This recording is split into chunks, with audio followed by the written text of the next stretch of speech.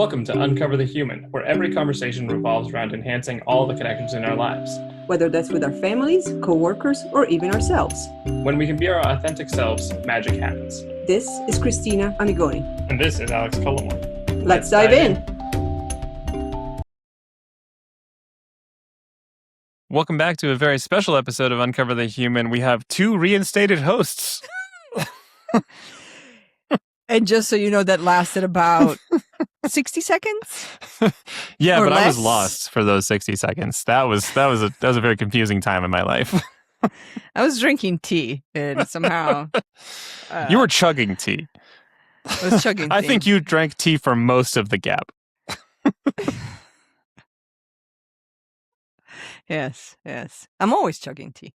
We fired and rehired ourselves, inadvertently and advertently, respectively. Well, nobody else showed up. I was drinking a tea and nobody else showed up, so I was like, "Damn it! I guess I got to do this one too." Oh, damn! Now we're hosts still. Yeah, we're still here. Which interestingly doesn't really relate to our topic at all. So our topic today, It that we sort decided, of does. Yeah, the idea of belonging. So the idea of community, Yes. of being able to be in community, Yes. what it means to have some of that support and why it's important. This is something that we are noticing more and more. People are feeling particularly isolated. And you were seeing some recent stuff on this too, that people are moving into almost what had seemed for a little bit there, old-fashioned spaces. Yes, malls are back, which we're definitely struggling. In like bookstores with actual books are back, where people hang out and do what we used to do, whatever 10 years ago or whenever before they went away. But also, there's now articles and reports of people even choosing to go to the grocery store or to stores to pick up one thing and skip the self-checkout line just to have a minimal human interaction with the cashier who's just going to ask you to pay. But it's that's the level of loneliness that we've reached, and the level of lack of community that we've reached is like any type of connection with another being that's not a screen or it's not a phone is very much needed right now. Yeah. And if you look, I think if you could probably draw a through line on all of those about like why some of those went away. We lost sight of the important facets of those. Like at the bookstore example is a great one. Like Barnes and Noble and Borders, when we used to like go, and they eventually were like, we'll put a coffee shop in here and go sit on our couches, and people just sat and read, and it was nice. We stopped that because we've treated the outcome, the business outcome, as if that was the only thing that mattered. Like, what the important part was people buy books. And now you have a Kindle, so you can go buy a book directly from online and sit on your couch and never leave and just keep reading. And like it's not that it's not a part of being in a bookstore. Certainly reading is there, but that wasn't the only portion of it. And that's true for the interactions we had. We have self-checkout, a little bit more convenient sometimes when you don't have to look up 17 different item codes. It's much more convenient. But you miss out on that just brief interaction or just meeting with somebody. You don't watching people's reels on Instagram. You're not actually communicating with them. You're just it's like receiving a TV show. You're not a dialogue here. It's not something that's shared. And all the things with AI being generated, you can generate all kinds of things. But is that the important part? You can write an email, but is it important that an email was sent, or is it important that there was communication that needed to happen? Yes. And there was a connection briefly between people. And these things, I think, have become. We keep focusing on outcomes as if that was the important part, and we entirely lose. The same thing is like getting a bunch of meeting summaries from AI, which I am absolutely guilty of. I do this all the time. AI summarizes all the notes. It's great. But that means I didn't have to go through and think about it or re-summarize it. And so I've lost all that critical thinking time. And I'm just hoping that bot did the right thing. And I might not even write about it. And I haven't done the second layer of thinking that is helpful when you go through and rethink about a meeting and decide what's next and who needs to be reached out to and if you missed anything there. Those are all the necessary steps. It's not just that some meeting notes were created; it's that somebody did the thinking to create meeting notes. Yes, and somebody wanted did to the connect connection with to another do this. human. Yes, and had to think about what that means for other people, who you would share it with, and whether that works for them. Yes. All those considerations feel like we're lacking them a bit, or like we've set them aside. as Yeah. almost as much as possible. Almost tried to set as many aside as possible. Yeah, we went for convenience and productivity as if that's the measure of a successful life. Yeah.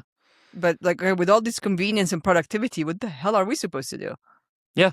Because Yeah. I'm still washing dishes because I go back to like, if you're going to build something to take away from me, please do my laundry and Yeah. wash Can my you just dishes. do my laundry and dishes? Like, I scan the actually tag, want to do figure the out rest what of the load this time, is. Like, so that I can be with humans. Yes. We could have just done things, created things, whatever. We could have time to do all this, Yeah. pursue interests, do all the reading, whatever else. Yes. Like the things that make human life interesting. And allow us to share it with people. It's the things we want to share with people. We don't get together and be like, look at how many emails I wrote this week. Here's my outbox. Like that's I'm pretty sure that those are metrics in a lot of companies. It's like this number of Excel spreadsheets with these many lines, this number of slides in a PowerPoint, and for something that could have taken 1 page, but no, I did it in 65 slides. Yes. Therefore, I deserve a paycheck. And there's no way for people to abuse that system. They definitely won't just create 62 fluff slides on top of the 3 that were necessary. No, exactly. Yeah. Absolutely not. No way to abuse it. All while feeling a bit burnt out because they're creating a bunch of fluff that doesn't feel meaningless, that doesn't feel meaningful, and burns into cynicism while slowly driving them away from community. Yes, Which brings us yes. back And to also like, why burning we down talked. the community. Yes, Yeah. burning down the community because now they can't be trusted because they hand that over to somebody that looks at them like, well, you didn't help me. You actually made my job worse. You didn't take the time to understand the human experience. So I don't want to interact with you anymore. Yeah. Yeah, there was a theory that went around for a while, and I think there's some truth to it. It might not be as generalizing as they would have liked to make it at the time, but there was an idea that like the change from pensions to 401k was actually a huge shift in culture and mindset because there was some like idea of loyalty. You're part of this company. You're there for like 40 years. You're building up a pension. They also are going to pay for you in retirement because there's some social contract for like, of course, you put a lot of time into this and you get this reward out of it. And 401ks, you get one per company. You get one, and yes, you have to roll those into each other and whatever. These are all just individualized, and people are jumping jobs every 2 years, or in AI lands, they're being laid off every few months to go try and find something new. And there's a loss of community in that because you're never building the strong relationships. You're never building the long-term identity of like, oh, I'm part of this, and this is what carries forward. Yeah. And it's interesting because when we get to certain positions or in certain places at work, where because the social contract has been broken, because the company is no longer creating that community for us, when we leave or move on, we bring the community with us. So we bring whoever we can with us, because that's what stuck. Like, yes, we learned something and we received a paycheck and, hopefully we enjoyed what we were doing, but we know that's temporary. We know that's part of the process. The people is who we want to live life with.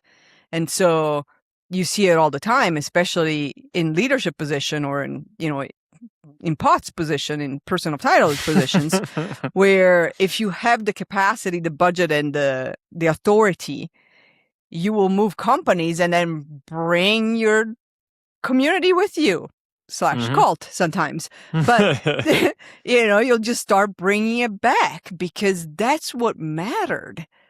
It was the community. It wasn't how many Excel spreadsheets you created. Yeah, I can count on more times than little finger digits I have on cat paw pads around here. The number of times I've heard someone Which say, is a lot. Yeah, I have 6 cats. There's a lot of toe pads around here. We won't do the math. The number of times I've heard people say, I really like the people. I want to stick around for the people. Here's what I care about is these people. What I miss most from that job was the people. What I really miss having that team. I really miss being part of this. Like because that's what our brain's programmed to do. It wasn't programmed to be a marketing specialist number 3 in the middle at whatever company. It was meant to just be part of contributing to a community. Yes, exactly. So why? So community is what's very much lacking, and community is what we found when working with clients in situations where we are working with quite a few teams, where they've, I want to say taken advantage of us, but they've given us they've given us the privilege to create those community moments for the sake of creating community. So yes, the goal is we need better collaboration. We need, people to be able to go through the change so that we can get to the other side. But really, all of the foundation of all of those objectives and outcomes was, let's bring people together and create opportunities for community sharing and community building. And then they will collaborate and talk to each other because now they like each other a little bit more. Yes. And they know each other a little bit more. And they will help each other go through the change and figure out how they can get to the other side together because now they don't feel alone. Like, it all comes back to, let's create community moments without 65 slides to present, because most of the times you don't need them. You just literally just need the space. Yeah, I think that hits on one really important facet of any actual community building, is that it has to feel genuine, both in intention and in the people showing up. You have to be genuine, because you're not going to make a real connection if you're like, I'm getting some weird work version of this person. I know I'm not getting this person. I'm getting some facet of like this. I'm saying there's so many people who play some kind of like corporate role of like, and this is where we're all doing this today, and this is this, and you can just you can't stand them because you have no idea who the real person is, and you're not sure when it's going to change. That you have to be really authentic about the connections you're making. That's why you don't need the 65 slides, because you can just be like, yep, nope, this is what's important to do.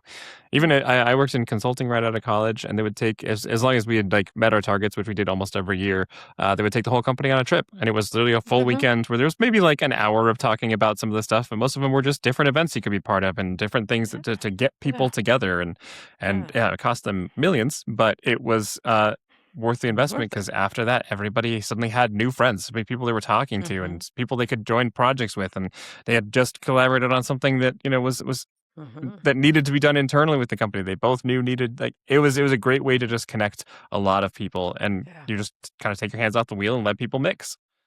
Yeah. Yeah, I remember that. It was actually consulting too. When I first, my first consulting job was one of my first jobs back in New York. It was, I think probably a few months after I started within a practice, and we, they put all of us as whatever, 50, 60, 70 people, of all the jobs. So everybody in the practice, it wasn't just like, oh, only the senior consultants, only the directors, only the VPs, everybody else, you get to stay back. No, like, it was everybody. This is a day off. Get on the bus. We went to some really nice place in New Jersey. Yes, I did say New Jersey, but it was a very nice place. Almost sounds like an oxymoron, but there are nice places in New Jersey. It was a beautiful place. I think it was in New Jersey because it was outside of the city.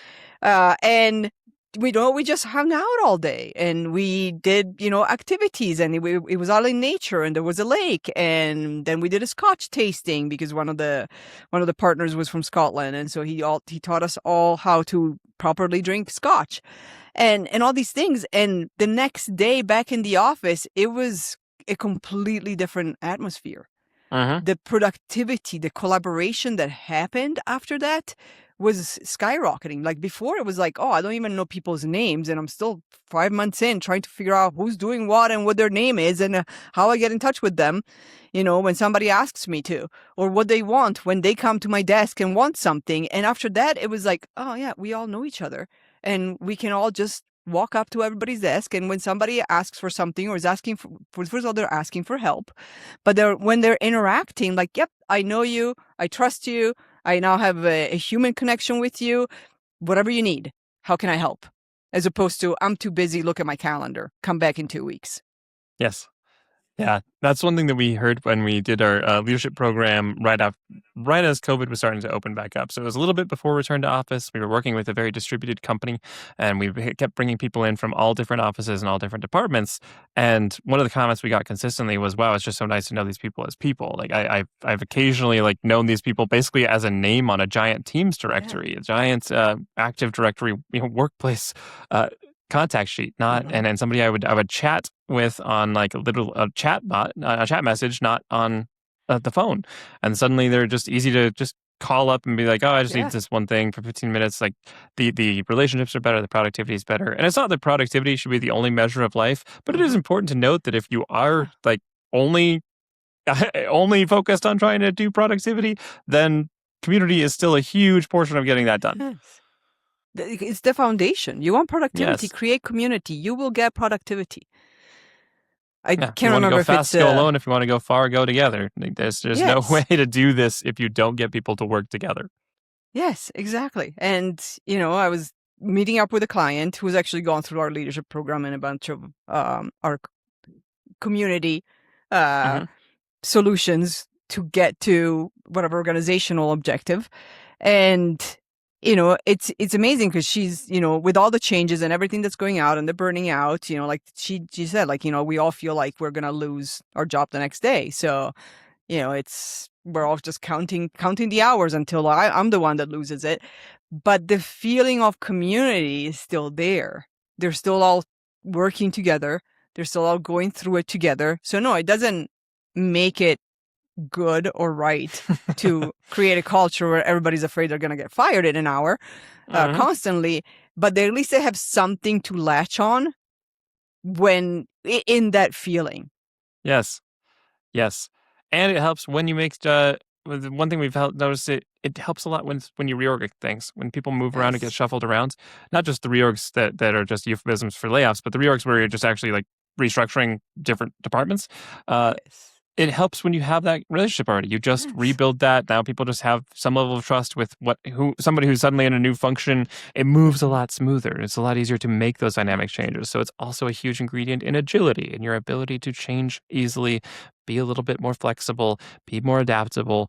You get everybody to move together in a more. It's like a school of fish. They're all moving more in harmony, and they're staying safe that way. Yes, exactly. And when the destination changes, they all move, as opposed to all scattered because they're in their own sea. Yes. Fish tank. Yeah. So, if you were to move into like, how do we help create community? There's a few things, but what are things that come to your minds when you think about like ways we've talked about one that I think is really great that people don't maybe do enough, which is company retreats that are not title specific. It's not the offsite for the executives.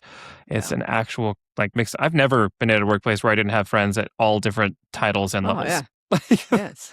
Yeah. I still remember after that New Jersey trip, all these directors and partners, which were, intimidating because it was, one of my first jobs. I was at the bottom. I wasn't even in the food chain. I was, I was looking at a food chain being like, oh God. I was looking at a food chain, like all those people all of a sudden were, it was like, oh, I can approach you. We can all just communicate. Like, I don't have to, go through 5 layers to approach you. It changed completely. Like the titles no longer matter. They matter for the right things. They matter for the decisions. They matter for the expertise. They matter for all those things, but they don't create silos. They don't prevent human connection. The human connection actually made work go much faster. And so, yeah, that's definitely a huge thing.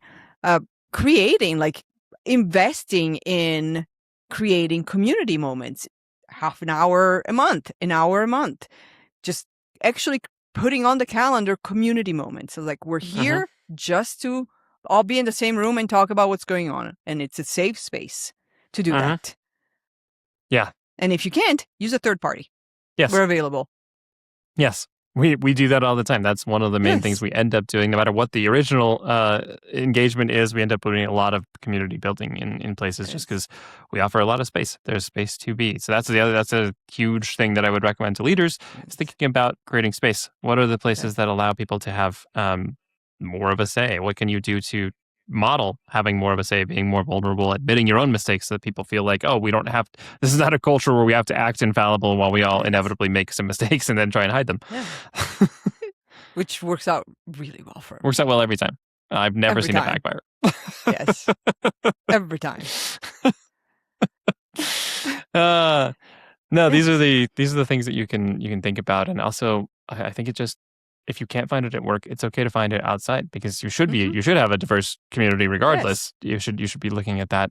And there's lots of ways to do it. You can even focus on work in communities. We're actually hosting a few calls. We're doing a series called Leadership Conversations, and we're doing another series called Siamo on the DL, which is for dialogues and leadership. Yeah. And these are two different versions of either drop-in hours for leaders to kind of get support from each other, or here's a set topic where we'll talk a little bit about it and let's share different experiences and understand here's what we're really confronting as leaders currently, or as people in the workplace. What are we confronting, and what do we need to face down? And you can get a lot of help. It's like finding a much more personalized Reddit thread. Yes, indeed, with that human connection. Yes. So You stop actually get a human going to connection. the store to buy eggs that you just bought yesterday, so that so the cashier can actually greet you and have that human connection. Oh, that's such a tragic mental image of somebody coming home to their fridge with 48 cartons of eggs. Still needed eggs. Needed eggs again. And I'm going to throw them all away. Making souffles and casseroles. You gotta use those fast.